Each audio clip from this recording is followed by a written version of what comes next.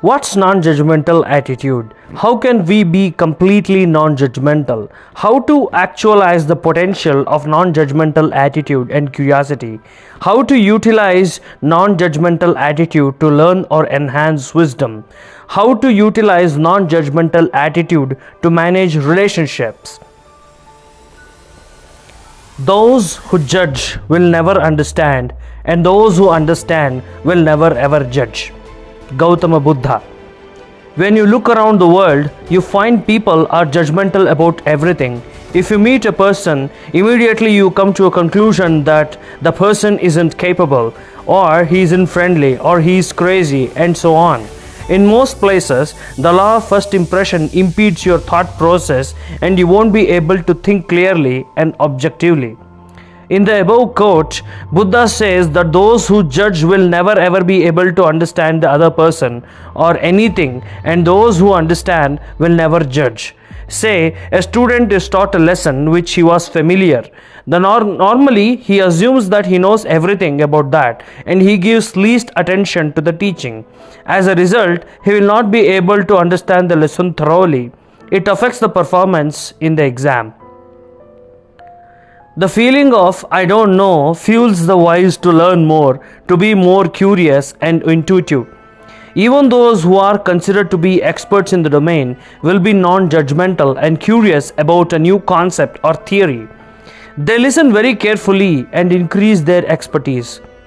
Judgmental attitude affects curiosity and impedes creativity. This is applicable to relations as well. You won't be able to understand a person's ideas, viewpoints or thoughts as long as you don't listen carefully. You will remember some bad experience with him or something bad about him, or you won't be able to understand his viewpoint. This is bias. Most listen to the other person not for the sake of understanding his viewpoint but to give answers. Bias, prejudices or judgmental attitude are obstacles to understanding and ultimately knowledge. Practice non-judgmentalism at every moment of your life. This is the key to eternal bliss.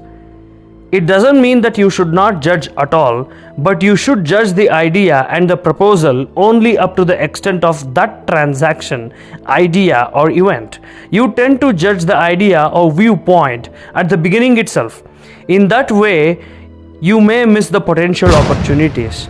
As per human psychology, an average human will have 50,000 thoughts in a day. Most of them are judgmental thoughts. You tend to pass on judgments about yourself, people, and almost everything you encounter. Your tendency to pass on a judgment causes anxiety, stress, worries, and other related complications. In the book Emotional Intelligence 2.0, the author, Mr. Travis Bradbury, tells us to be non-judgmental about emotions. He tells us to stop tagging our emotions as good or bad. Thereby, you will be able to reduce emotional triggers and outbursts. The same principle is applied in Vipassana meditation. Dale Carnegie, in his book How to Win Friends and Influence People, has suggested that the same principle needs to be followed when we interact with the people. He suggests not to criticize, condemn, or complain or judge. He tells us to understand their viewpoint and situation. It is the attachment towards our thoughts that afflicts us to karma. Human senses are feeble. We won't be able to accurately judge or conclude accurately about anything. This is the main reason that non-judgmental attitude needs to be developed. When you cannot judge accurately about most of the things, it is unjust to pass on a nasty judgment about others or gossip about others and even judge about yourself. In support of this, J. Krishnamurti quotes, "The ability to observe without evaluating is the highest form of intelligence. By being non-judgmental, we won't be able to truly love anybody or anything." Dalai Lama says, "What is love? Love is the absence of judgment." As per Buddhism and Vedic philosophy, every thought and act, whether good or bad, makes us indebted to karma. So, in order to nullify karma and progress spiritually, non-judgmental attitude is the key. As per Bhagavad Gita, by being non-judgmental and surrendering ourselves to the God, thereby submitting all our deeds to the Lord can nullify karma. Unless we nullify our karma, it's impossible to attain salvation or nirvana. We need to surrender to the Lord because in this universe nothing hasn't happened without Him, and can happen only with His wish. No good thing has happened and can happen without His grace. In a similar way, no bad thing has happened and can happen without His wish. Tena vina trunam api na charati. Not even a single grass cannot move without His wish or grace. Non-judgmentalism and mindful detachment are the two gateways to the freedom from sufferings. Finally, when the God Himself will not judge about our good deeds and bad deeds till our last breath, who are we to judge about anything or anyone? Excessive tendency to judge is a curse to human progress. This results in increased luminosity or overreactivity.